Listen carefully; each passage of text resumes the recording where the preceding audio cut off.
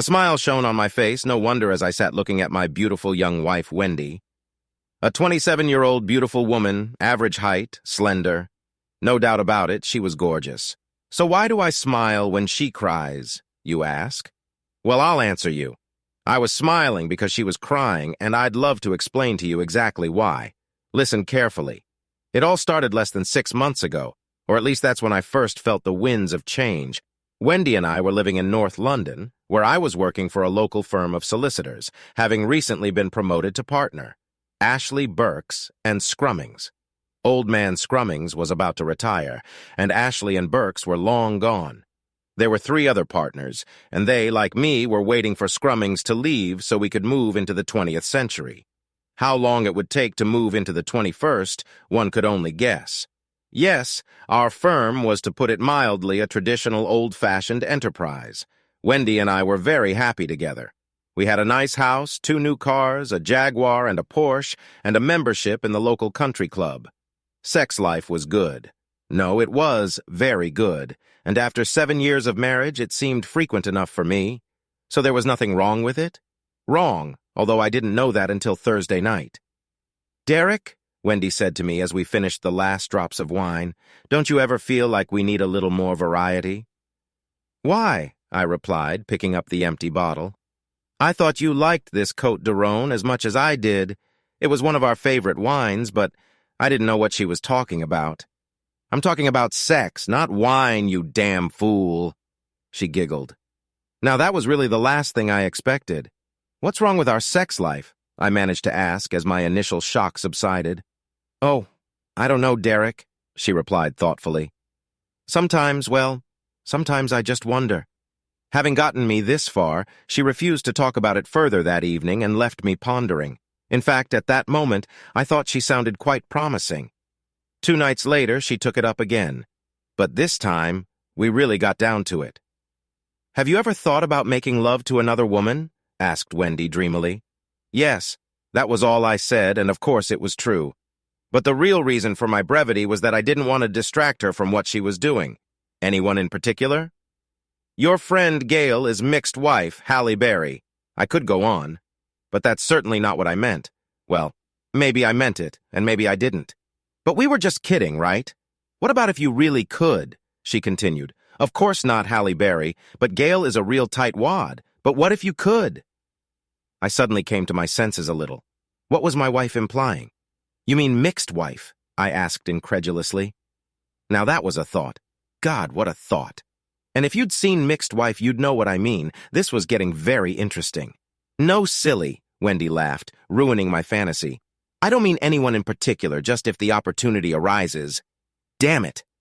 What was my sweet, previously sweet wife getting at? Was she dreaming of a threesome or something? Me, her, and who knows what magnificent creature? Bloody hell, too bad about Mixed Wife, but let's go with the flow. "Anyone in mind?" I asked as casually as possible, trying desperately to cross Mixed Wife's legs out of my imagination. "Not really," she replied. "Maybe a couple we could swap with or something." I was so engrossed in my daydreams that I almost didn't pay attention to her words. A good 3 evenings later, we sat watching TV. EastEnders. She liked it, but I wasn't so sure. Truth be told, I wasn't really focused.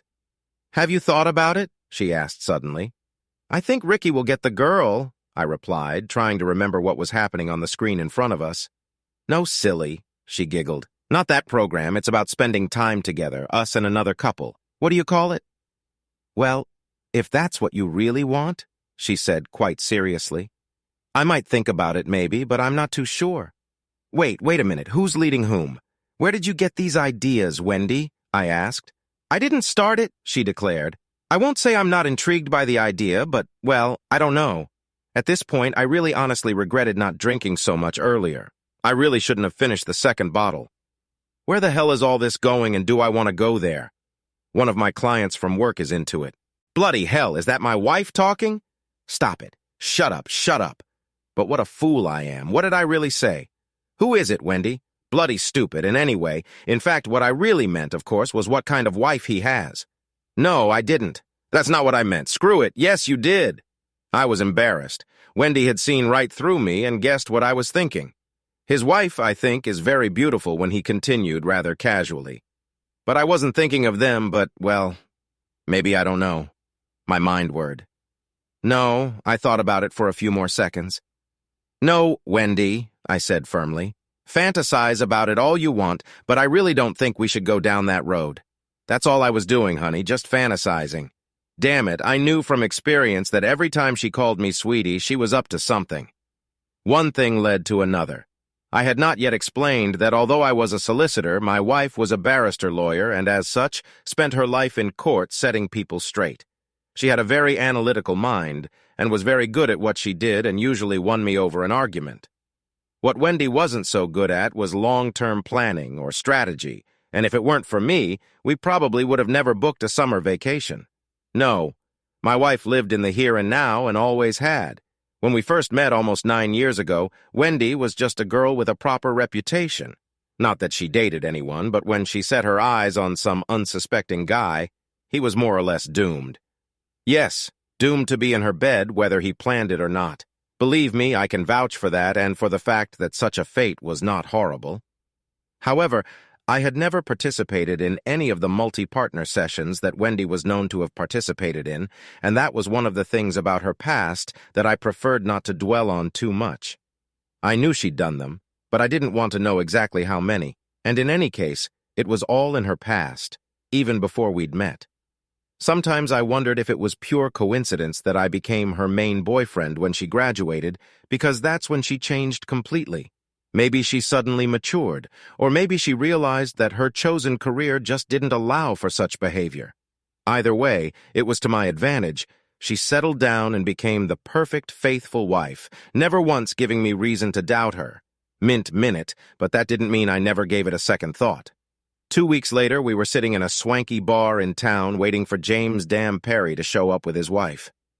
Yes, she had talked me into at least talking to the couple about it. James apparently had his own business making Christmas cards and other little things, and while it wasn't big, it must have been a good income for him. But his wife, I didn't know anything about her, and Wendy wasn't very forthcoming. Let's be clear, we didn't switch that night. Not at all. We were just meeting them for a drink. We were able to talk about the subject and even ask questions, but that was it. But that didn't mean I wasn't nervous, but that also didn't mean I wasn't intrigued. I had played the field quite a bit before meeting Wendy, certainly not as much as she had. But even so, the thought of having to do a little traveling didn't give me a raging headache. To be honest, my thoughts were in some turmoil by then. As for Wendy, could a leopard change its spots? Could she thus be telling me that she misses her previous relationship but doesn't want to cheat on me? And what should I do if that's the case? Say, I couldn't escape the thought that I was in a predicament. Damned if I do and damned if I don't. Pity the poor leopard. Here they are, Wendy exclaimed, jumping to her feet and kissing the cheek of the guy who had just walked in. We introduced ourselves, Wendy, Derek, James, and Tanya. Good God, Tanya. James was in his early 30s, probably the same age as me. Tanya was well about maybe she was pretty damn beautiful. She was no more than 20, a face one could only dream of. This couple switched places? Why the hell would the damn fool want to switch with a woman who looked like her? The evening passed pleasantly enough, although my tongue was a little slurred when I tried to talk to Tanya. I learned that James was a Spurs fan, and as an Arsenal fan, that didn't exactly endear me to him. However, we parted as friends, promising to meet again soon. You liked her, didn't you? The question coming from my wife seemed silly. It wasn't that I hadn't noticed the communication between her and James. Oh God, the next few days were difficult. Wendy gently nudged and encouraged, suggested and hinted, until finally the question came to a head. Are we, or are we not going to do this? No, was my answer as tempting as the delightful Tanya was. Okay, she replied, forget it. But she didn't, and frankly, neither did I. The following Tuesday, we sat in the same bar waiting for the same beautiful couple. Nothing had been decided, but the possibility, however vague, still existed. We agreed to take our time, talk, explore, ask questions, walk away, and think about it, whatever. In my mind, it was just another meeting, though I admit I was tempted. When I saw Tanya again, I was very tempted indeed. She had long, dark, shiny hair, big, dark, dreamy brown eyes, and a cute, upturned nose. Tanya was about 5 feet 3 inches tall, and her gorgeous half-Asian looks could have been modeled for a magazine. Say, I hadn't paid much attention to James the first time we met, and it was only this time that I realized how attractive he could be to a woman like my wife. A little taller than me, a little broader in the shoulders than me, and probably some women would find him a little more attractive than me. Bastard. If he thought he was going to get into my wife's pants, he had other things on his mind. We had a second drink, then a third, and I began to relax and feel more and more comfortable talking to the delightful Tanya. I heard my wife giggling and looked at the other couple, noting with surprise how close they were sitting to each other and how cozy they felt.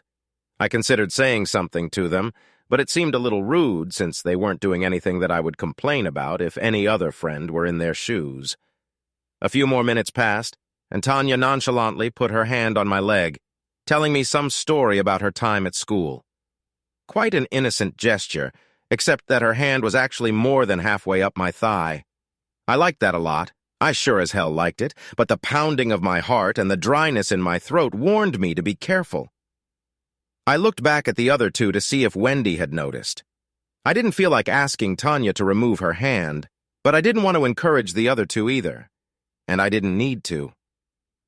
My mouth dropped open as I noted the changes that had happened to them since I'd last checked on them and saw that they were even closer than before. Wait, no, too fast, and I wasn't ready for it. Wendy James, I yelled, trying to contain my anger. I'm not sure about all of this. They both looked at each other in surprise, and Tanya took her hand off my leg. What's up, Derek? My wife asked, and the husky voice confirmed that she was enjoying what James was doing to her. How are you doing? Repeated I. He's been feeling you up, Wendy. Heck, he's still doing it as we speak. So, Derek, she said, looking back at me, I don't mind it at all. In fact, I'm enjoying it. For heaven's sake, Wendy, I hiss at her, you can't let him do this to you. Why not? She asked lightly. Why not? Wasn't it pretty damn obvious? Why not? We didn't agree on that, and I didn't consent to him groping her. We're in a public bar, Wendy, I reminded her, trying to keep my voice in check. This is not the place to argue about this. They both gave me a quick glance, and then Wendy turned around and stared directly at me as if daring me to contradict her. You're right, Derek, she said finally. This isn't the place. I felt the tension drain out of me, thinking she'd come to her senses. But it was short-lived.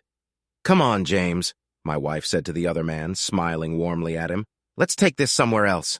I'll see you in the morning then, James stated, standing up and taking Wendy's hand. Pardon me? What? But you and Tanya can take our place, Wendy added, smiling at me as if it was all settled. And we'll go back to James. Wait, I didn't agree. I didn't want this to happen. I didn't know what I wanted. Wendy kissed me on the cheek and left me standing there like a fool.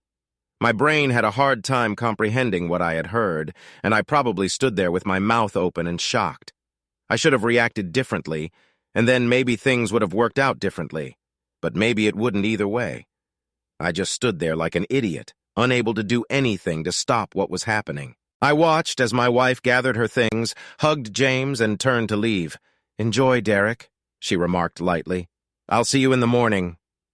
I still wasn't sure if this was all happening, and the events just came over me. I watched silently as my wife of 7 years walked out of the bar, chatting and giggling with Bloody James, clinging to his arm like a limpet. What the hell had I done?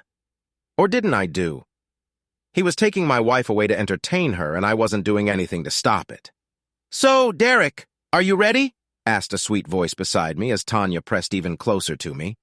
Confused? Meh. Wendy and James disappeared from sight as soon as they rounded the corner. I looked at Tanya for some sort of guidance. I really shouldn't have done that. This was my last blunder. Fool that I was. How could I turn down a girl who looked just like Tanya? I smiled at Tanya, wanting to express my uncertainty about the whole thing. She smiled back at me, her deep brown eyes promising so much. But damn it, wasn't she just so damn beautiful? That bastard James even left me to pay the damn drink bill. An hour later, we were back at my house in bed, and really, what could I say? Having fun with Wendy was fantastic in my opinion, but Tanya, though young, took me to another level. How the hell would I ever meet Wendy again, knowing what I'd done and how good it had been? And how would I meet her, knowing what she'd done? I was worried about how good Wendy had been with this James guy and whether it could ever happen again for us. Though truth be told, I wasn't thinking about that at that moment. Tanya left at 9 in the morning, saying she hoped we'd meet up soon, and Wendy came back at 9:30. If they had planned it, they couldn't have picked a better time. I wonder why I didn't think of that at the time. I was just embarrassed when she walked in. Embarrassed at her for maneuvering like that. Ashamed that I'd agreed to it so willingly, and not the least bit embarrassed at how much I'd enjoyed it all. "How was your night?" asked Wendy, hesitantly. "Good. And how was yours?" "Good," she replied with a smirk. A few moments later, we were already laughing, and I realized with very mixed feelings that our lives would never be the same again. I tried not to show much impatience when Wendy told me that she had tentatively arranged to meet with a couple in a week. When that day came, my wife informed me that she had arranged to have dinner with James and that she would meet him at the restaurant. I, on the other hand, was to meet Tanya at the bar where we first met. That was fine with me because, although I was looking forward to meeting the lovely Tanya, I wasn't too upset about not having to spend time with the guy who was entertaining my wife. "Derek will be at our house tonight, and you can go over to theirs in the meantime." Well, that was fair enough. Watching Wendy get ready for her date got me thinking. Sighing, I closed the door behind me and went on my own date with the beautiful Tanya. Life was hard, of course, but it could be worse, couldn't it? Half an hour later, I was already sitting at the bar, sipping my beer and waiting for my date. I was looking forward to Tanya walking in and savoring the moment while all the male gaze in the place would be looking at her and envying me. I wondered what tight creation she would be wearing that evening and anticipated taking it off a little later. I had to admit that after 7 years of marriage, dating another beautiful girl was exciting. The time for our meeting came and went. Another half hour passed and I was starting to get anxious. My cell phone rang and I relaxed, figuring it was Tanya to tell me she was running a little late. "Hi, honey."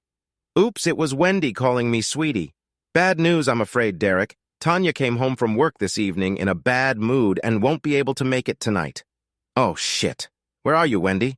I asked, trying my best not to give away my disappointment. "I'm with James," she replied. He left before Tanya got home, and she just called him to let him know she couldn't make it. "Bloody hell," I replied. "So what are you going to do, Wendy? Are you going to come home?" There was an ominous silence on the other end. Such silence that I could hear my heart beating frantically. "Well, Wendy." "What are you going to do?" repeated I. "Actually, Derek, I was kind of planning on continuing my date with James. If that's okay with you, honey, no, this really didn't suit me. A swap is a swap, but, well, damn it, it wasn't fair, and that's what I told her. Please, Derek, be reasonable. I know this must be upsetting to you, but James just bought me dinner and we had such a nice time." "Well, I'm not Wendy," I replied. "I've never been too keen on the whole thing, and now I've had enough." "Oh, please, Derek, just for one night." "No, Wendy," I answered her. "It's time to put an end to this. Listen, Derek, what if I don't spend the night with him? What if I just stay with him for the evening? I can't just up and leave him." I hadn't thought the question through too well, and what she said was reasonable. I suppose she should have at least stayed and finished her meal. "Okay," I replied reluctantly, "but I expect you home by 11. Come on, Derek, I was thinking 2 or 3 hours." "No way, Wendy. How about 1 o'clock then?" she suggested. "No later than 12, I heard myself say, and we'll split the difference and call it 12:30. What the hell is the difference?" "Okay, I'll expect you home at 1:30 in the morning then." I reluctantly agreed. "No, Derek," Wendy corrected me. "I'll expect you sometime after that time. Don't forget we had our own house this time." "Damn insulin. Go to his damn house," I shouted into the receiver. "Then there's no way I'll be back by 12:30, honey." God, that damn woman, I told you she could outmaneuver me in an argument. No wonder she won so many cases in court. "Fine, then go to his damn house," I replied angrily. There was no way I was going to stick around the bar until it was safe to go back to my own house. "I'll see you around too, honey," Wendy quickly muttered and left. Cow-damn bitch. She'd gotten me into this, and I imagined her sitting there with a full-face grin on her face. I could have called her back, but I didn't see the point. So she would be entertained by another man again tonight, and I would go home alone. It wasn't fair. What upset me the most? The fact that my wife was going to bed with another man, or the fact that I wasn't getting Tanya in return? A difficult question, and I didn't know the answer to it. Perhaps what upset me the most was the fact that Wendy chose to be with James that night over me. It hurt. I felt empty inside. Okay, I have no idea what time she came in since I was sound asleep. Granted, it wasn't the time she promised, but at least she was next to me in bed when I woke up. "What time did you get in last night?" I asked when she came to her senses. "Oh, don't ask," was all she managed. "I was tired. And why would you be? As if I didn't know." "Oh, you'd better not ask that either."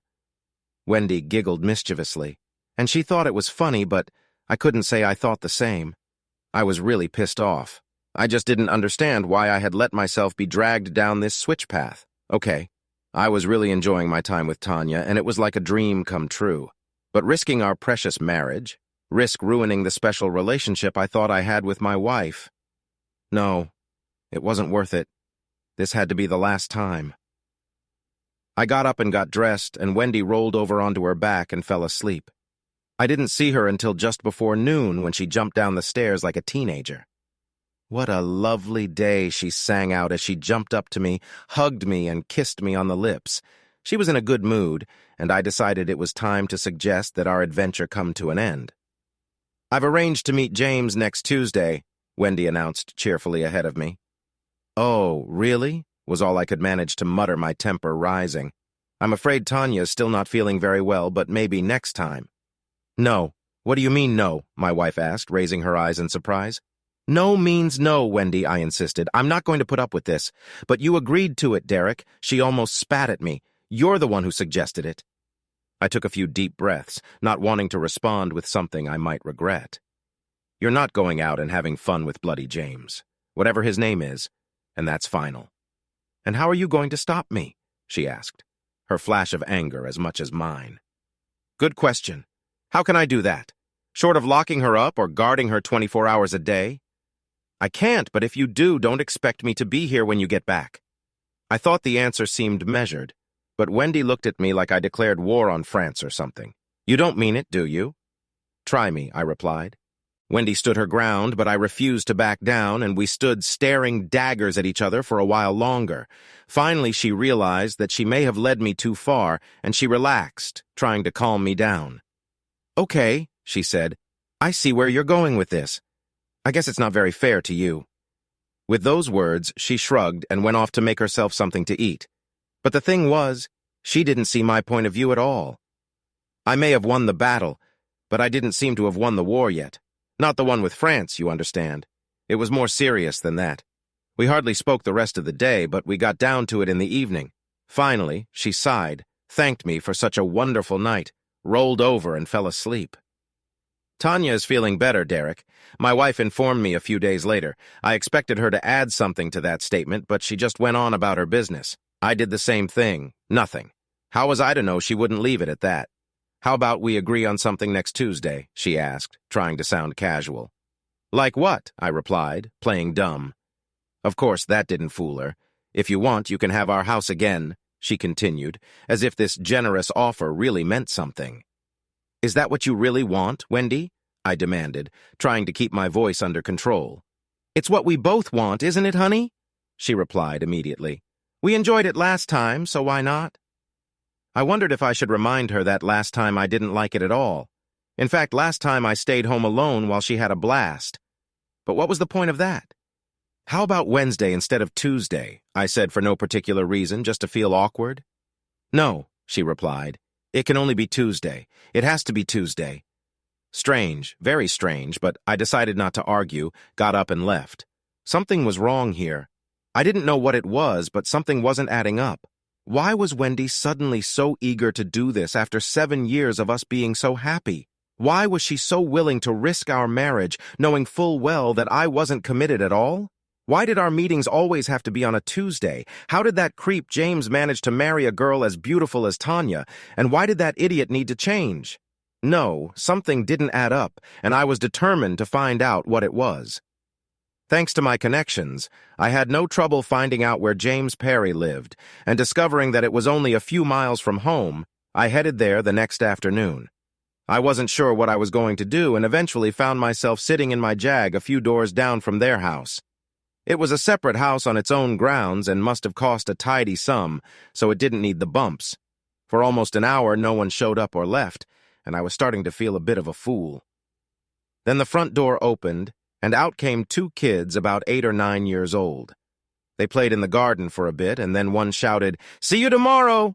and disappeared down the road while the other went back into the house. Quite normal, you might think, but not for me. How could a girl Tanya's age have a child that age? That's a good question, isn't it? While I was pondering this, a Ford Focus pulled up and a uniformed nurse got out. I didn't notice if she locked the car, but she immediately walked up to the house and went inside. What the hell was going on here? I wandered around some more, but nothing else happened, and I went back to work, still perplexed. There had to be an answer. Why was the nurse there, and where had the baby come from? I was so confused that I could hardly concentrate on work, and wandered aimlessly around the outer office, annoying everyone for no reason. I was being stupid, but there was no way I could get rid of this unpleasant feeling eating away at my insides. Eventually, I decided I was being too stupid and went back to my own office to try to finish some things. With great difficulty, I started flipping through the pages of the divorce case I was working on. The marriage had broken up, which both parties wanted, but they were arguing about child custody, and then it hit me. Very simple. The child was to belong to James from a previous marriage, and that was it. He had to divorce and then remarried Tanya, and the child lived with them. Didn't even have to live with them. The boy could just visit them. But the nurse, who the hell could she be? It took a good hour before I found the answer to that question, too. Tanya was sick, wasn't she? Or was? Maybe a nurse was making a house visit to administer her treatment. A little thin, but it was the best I could come up with. Maybe I was worrying over nothing, but it wasn't surprising when my wife was acting so strangely, so everything was fine, wasn't it? But if so, why was something inside me telling me that everything wasn't fine? One more check, and I promised myself that I would relax and get on with my life. I called Tom Black. Tom was a private investigator that our company used from time to time, and it didn't seem strange to anyone that I asked him to run a simple check for me. He told me that he would have the information I needed by the next day, and I tried to forget about it and get on with the job with a little more success than before. Tom proved to be true to his word, and the next morning he emailed me what he had found by simply checking the public records. So simple: James Perry, age 34, businessman; Philip Perry, age 9, high school student; Mary Perry, age 32, nurse; and that's it. Everyone who was registered at that address. Bloody hell. What happened to Tanya? Bad for her or not, the nurse sure as hell wasn't going to look after her. The bloody nurse lived there, and she was James's wife. Bloody hell. By Tuesday evening, my head was spinning, and I couldn't come to any reasonable conclusion. Several times I thought about telling Wendy what I had found out, but if there was a reasonable explanation for it, I would look like a fool in everyone's eyes. Besides, the trust between us was already somewhat eroded, and if she found out that I was checking up on her, it could be the last straw. No. I decided to go on a date and see what I could find out from Tanya herself before finding out about Wendy. I couldn't think of any other way to handle this. Provided, of course, that Tanya showed up, but the way things were shaping up, that wasn't too likely. "Hey, Derek, good to see you again." I looked up, and there, with her hand on her hip, stood Tanya, probably even more stunning than I remembered her. I quickly looked around the bar and noticed the envious looks of all the other guys in the bar, and at least at that moment I felt great. She looked beautiful and gifted me with a smile that melted my heart. It was those eyes. No, it was her smile. Hell, it was all of her. She was a dream come true. She was a little surprised when I suggested we stay for a bite to eat, but readily agreed, and we went to the table I'd ordered. I had a few questions to ask, and I wanted answers before this evening dragged on. "Who are you?" I asked once we were seated. "Tanya," she laughed. "After our last night together, surely you haven't forgotten me." "Yes, Tanya," I continued. "I know your name, but you're certainly not James Perry's wife, are you?" Tanya lost her smile, lowered her confident gaze, and visibly swallowed. I really caught her off guard with that comment. "What do you mean, Derek?" That was all she managed. "Pretty weak. I mean, Tanya, if that's really your name, how come that bastard James is swapping you for my wife even though you're not even married to him?" "Gotcha," Tanya tried to smirk, but seeing the look on my face decided against it. She looked around to see if she could slip away, but I positioned her so that she was trapped. "I guess I'd better come clean," she suggested nervously at last. "That's better," I replied, and waited to see what the hell was going on. Was Tanya his girlfriend? Maybe his sister-in-law? Their neighbor? I had no idea. "Listen, Derek," she began. "You're a really nice guy, and I'm sorry I fooled you a little bit. Send out a minute," and I waited for her to continue while she took a huge breath. "They paid me to do it," Tanya finally muttered. "They paid you," I almost shouted at her. "They paid you to go out with me, to have fun with me. What kind of woman are you, for heaven's sake? The kind of woman who gets paid to have fun with strange men?" She whispered back, tears in her eyes. "I'm sorry, Derek. Really sorry." "Oh, shit." Now she caught my eye. "You're a bloodthirsty prostitute," I shouted at her, forgetting we were in a public place. "Not so loud, please, Derek," Tanya begged me, looking around with a frightened expression on her face. "I prefer escort to prostitute, but it's really the same thing." Suddenly, it was as if it hit me. James had paid that damn prostitute to play the part of his wife so he could entertain mine. What a bastard. "What the hell is Wendy gonna say when she finds out what he did?" I demanded. Stupid question. I was still not thinking straight. This was even worse than I thought. "I think she already knows everything, Derek," Tanya told me uncertainly. "She's the one who called me to arrange a time." Oh no, there must be some mistake, of course. But I knew right away that it wasn't. "I hope she wasn't the one who paid you," I muttered pathetically, unable to find anything else to say. "No, Derek," Tanya tried to assure me. "It was the guys who paid both times. I was so damn upset I almost missed her words. And when I looked up at her, she had her hand over her mouth, realizing her mistake. She'd missed something else. "Guys," I asked. "Do you mean guys in the plural?" Tanya just nodded, keeping her mouth shut. I took a slow, deep breath to calm myself down before I did something I would regret later. I wasn't going to hit her or anything, but I needed to think hard. "Explain." I decided that was enough and waited. "There are 3 of them, Derek," she continued. "James, Mike, and Terry. Terry was once a client of mine. That's how they know me." I sat in silence, shaking my head. "Sorry," Tanya said. "Thanks for nothing."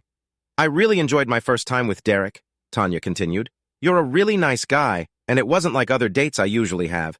You took such care to make sure I liked it too, but when I was asked to do it again the following Tuesday, I declined because I didn't want to cheat on you after meeting you."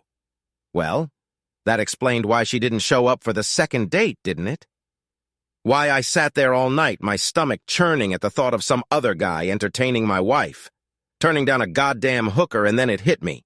She wasn't being entertained by some other guy. There were 3 of them.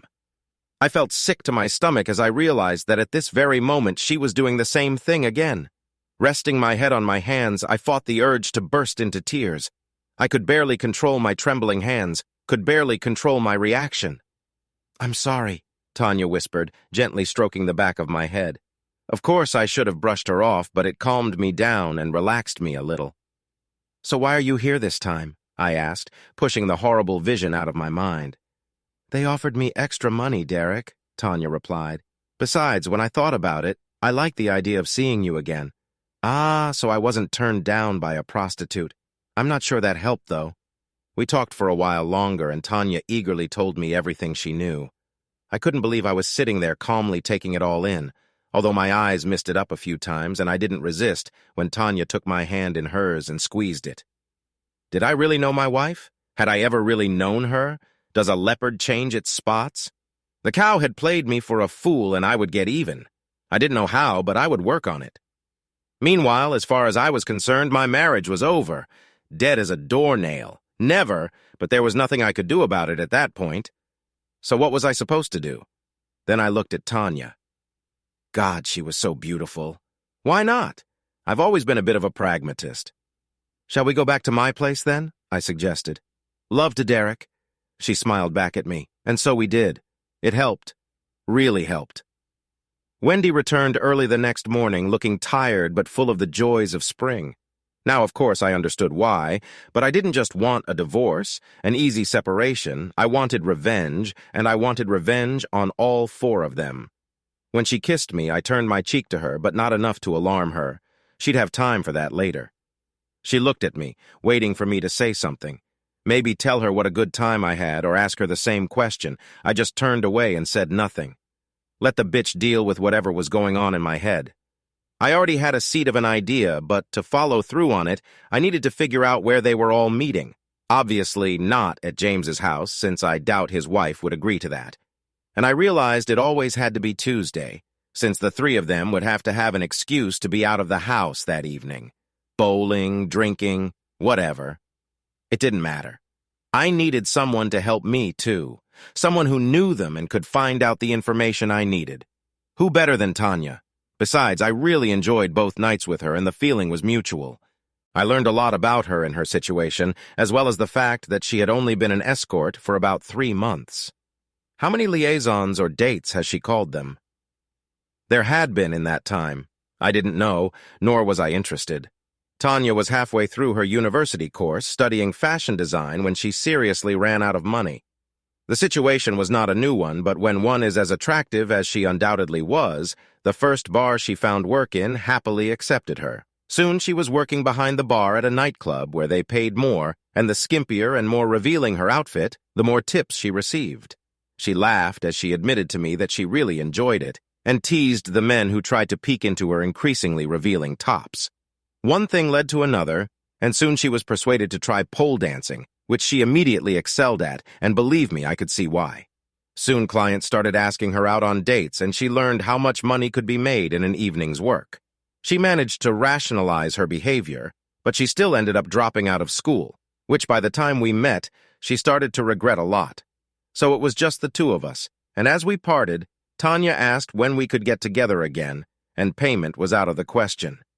I wondered if I was on the verge of jumping from the frying pan into the fire. Tanya was happy to help me, and within a couple days I knew that the 4 of them, Wendy and her 3 lovers, were meeting on Tuesdays at the Paramore Hotel on the other side of town.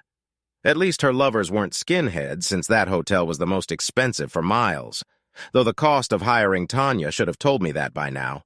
Not only that, I even knew the room number they always used, and that it was a corner room on the 2nd floor next to the fire escape. Perhaps they were counting on me rushing in and confronting them and leaving them an escape route. That didn't happen, but that didn't mean they weren't in for a surprise, and I could hardly wait until the following Tuesday. I wouldn't need Tanya that night for what I had planned, so I simply told Wendy I was going out of town on business. "What are you going to do, honey, while I'm gone?" I asked innocently. "Oh, I'll probably stay home," she replied. "Or maybe go to a movie with one of the girls from work." "Oh yeah, you bet." The look in that bitch's eyes said otherwise. At 830, I was in the lobby of the Paramore Hotel with a newspaper in hand in case I needed to hide. I was on my 2nd mug of beer when I noticed Wendy walking down to the big spiral staircase in high heels, wearing a fashionable short tight skirt, an expensive blouse, and as far as I could make out little else. Very classy, I have to say she did look good, and a lump formed in my throat at the thought of how she was tricking me, about how she had been deceiving me for an unknown amount of time. If everything went according to plan this night, it was unlikely we'd ever sleep in the same bed again, and I regretted for a moment that we'd made so little love in the past few weeks. "Oh well, Wendy," I heard someone call, turned around and smiled radiantly at some guy I'd never seen before. I guessed it had to be either Mike or Terry. "Hi, Terry," Wendy echoed, confirming my thoughts. "Aren't Mike and James with you?" "They're already there," he reported, lowering his voice as he walked over to her. He then took her in his arms and pulled her to him. Just entertainment, right? If it was only entertainment, I'd like to see what affection is. If there was anything left in my heart, it would burst. My eyes were far from the only ones following them as she walked with him, girly-slee giggling at something he said. I think most of the men watching couldn't help but feel a surge of jealousy, knowing full well what they were about to do. I, on the other hand, felt an emptiness in my stomach. Cow, bitch, my goddamn cheating wife, and however there were other eyes that I hoped were watching this affectionate embrace, though no matter how much I looked around, I couldn't tell who it might have been. Another 10 minutes passed and they gave the game away, even if I was the only one who noticed it. 3 men, all of somewhat large build, pulled away from their seats and walked up to the front desk. They were joined by a woman who came from the other side and seemed to be in charge of the place. I watched carefully over the newspaper as the woman showed the pretty girl behind the counter something she pulled out of her jacket, and the girl looked startled. The woman said a few words, and the pretty girl disappeared through the doorway behind the counter, only to return almost immediately with an older man of a very respectable appearance. The manager, perhaps, or his number two. A few more words, and the manager, quite obviously, handed over the key and nodded to the woman. For me, this was all playing out before my eyes, though I highly doubt anyone else in the hotel noticed what kind of game was being played. It was only when two uniformed police officers appeared outside and positioned themselves at the entrance that a few people looked up, but even then, their interest didn't last long. They hadn't realized that their interest would skyrocket. Even I hadn't realized how much it would skyrocket. The four plainclothes policemen walked leisurely toward the front staircase, trying not to attract unnecessary attention. They climbed the steps easily and disappeared from sight. I sat there holding my breath, wondering how this was going to turn out, wondering if I'd gone too far, or if I'd get in trouble myself. Then silence. Then commotion. The police received information that parties were being held regularly at the hotel, and that prostitution was also involved. The cops were particularly interested in the names of two of the participants, one of whom, in particular, was not a great friend of theirs. Who exactly called the police? I honestly don't know, although I must confess that I knew in advance what it would be about. It's convenient to be a lawyer and have connections in such low circles, so I enjoyed watching my cheating wife being led through the hotel, hopefully handcuffed and under arrest. Although I realized that I would be lucky if this wish came true, and that any charges were unlikely to be sustained, it was her humiliation that I craved as revenge. I really wanted to confront her about her infidelity. Of course, it didn't work out that way. It doesn't work that way. But what happened was bloody marvelous and beyond my wildest dreams. Unbeknownst to me or Tanya or anyone else, they had rented not one room but two. Whether this was so that one of them would have another room to rest in between sessions, or so that the noise of their entertainment wouldn't disturb the other guests, I don't know. When the police entered the room, surprising the four intruders, two of them obviously panicked. One of them was quickly grabbed, but Wendy, bless her little white cotton socks, managed to slip out into another room before she could be caught. From there, she sprang out into the hallway and rushed down the fire escape. It wasn't until she was halfway across the parking lot and felt sharp rocks under her feet that she must have realized she was unclothed. What a laugh. Everyone in the waiting room watched in amazement as this beautiful young blonde whizzed past the large windows. Two uniformed police officers automatically rushed in pursuit, but Wendy flinched as she realized her predicament. I couldn't help but smile as I watched my traitorous wife being led back to the hotel. Her hands cuffed together while her captors made no effort to cover her modesty. She lowered her head in shame and embarrassment, unable to cover her body, and visibly flinched at the flashes as various members of the public took the opportunity to photograph this incredible, almost unbelievable scene. Thanks to whoever invented the cell phone camera, Wendy walked past me no more than 10 feet away, so distraught that she was completely oblivious to my presence and burst into tears. It was time for me to disappear. Never in my wildest dreams did I expect things to work out so well. Upstairs. Of course, Wendy was never charged with anything, although Terry was found to have a small amount of banned substances and was eventually sentenced to probation. He wasn't sent to prison, but as he was a candidate for local MP, it certainly put an end to his future plans and career. I suspect it may also have ended his marriage. James's wife filed for divorce and took him to the cleaners.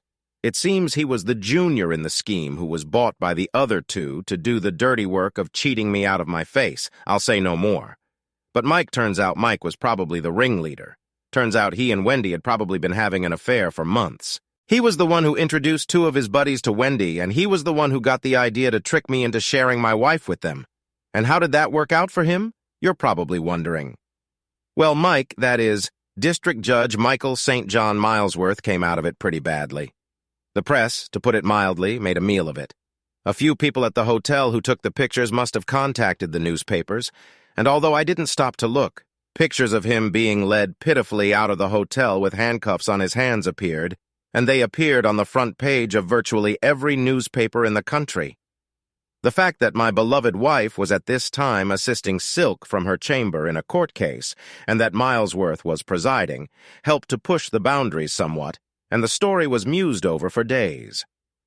Questions were asked in the House, and the Prime Minister himself became involved in the scandal, demanding the resignation of a prominent judge on a television show a few days later. He was finished, and although he may not have broken any laws as such, Mike will never be able to work in the legal profession again. I don't know exactly what happened to him, but he just disappeared from sight. Poor guy, I guess not. Well, that's it. Oh no, I forgot about my wonderful wife, didn't I? Hi, honey. I greeted her on the phone when I called her the day after the incident. Hi, Derek, Wendy replied, sounding rather depressed, though I pretended not to notice. Where are you? I'm still in Paris, love, I lied, as I was sitting in a pub not more than 5 miles from our house. Sorry, but I'm going to be stuck here for a couple more days. Can't you come straight home, love? She begged, but I told her that wasn't possible, that she would have to wait a little longer. Have you read the papers, dear? She asked, her voice visibly trembling. I haven't seen a single English newspaper on sale. I lied again. Why? No reason, honey, Wendy continued. What about the television? No, Wendy, I continued to tease her. I've been too busy. Why did something interesting happen at home? No, Derek, nothing special. Well, could you please come straight home? Please, honey, we need to talk. As soon as I finish what I came for, honey, I promised. Okay, she continued. Please, Derek, don't forget that I love you.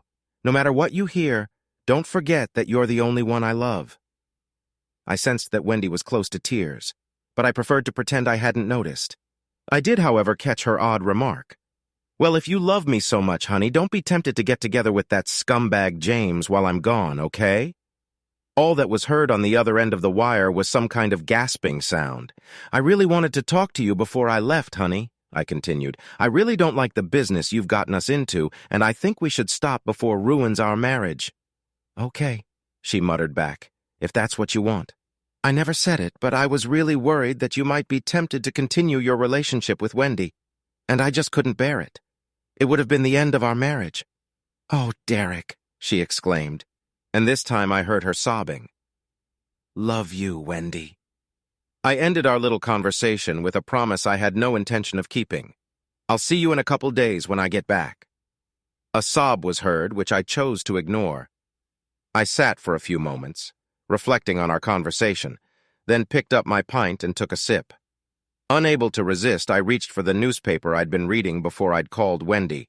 On the front page was a fairly clear picture of my wife, tears streaming down her face as the police officers led her through the hotel lobby. As I said, the paper ran for several days, and for most of the week, my wife's picture was scattered everywhere. As soon as one publication took the risk of omitting a discreet star, all the others followed, and this gave them an incentive to publish the entire series of photos again. Someone even managed to capture her as she whizzed across the parking lot.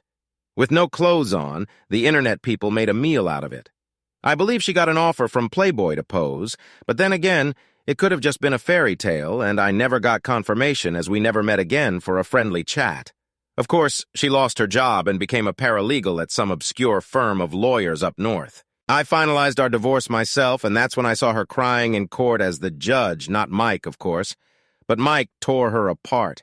The ruling was not in her favor. Well, that's the end of my little story, which I hope you enjoyed. I have to go now because I have a hot date with a very attractive girl who is about to graduate from university with a degree in fashion design. She is said to have a great future in the industry and has long since left her other career. Whether Tanya and I will work out in the long run, no one knows. I certainly hope so. I'm a glutton, though. The end. Thanks for watching. I hope you enjoyed it, so subscribe to my channel and watch the next video.